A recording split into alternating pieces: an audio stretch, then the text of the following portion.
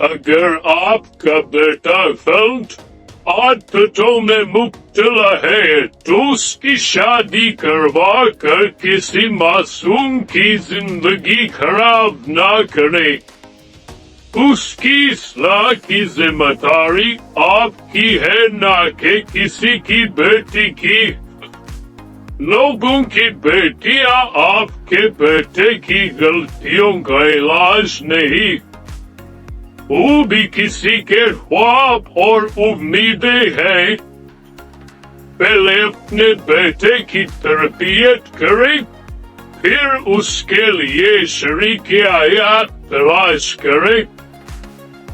یاد رکھیں، شادی اصلاح کا ذریعہ نہیں، ایک خوبصورت رشتہ ہے جو محبت اور احترام پر قائم ہوتا ہے.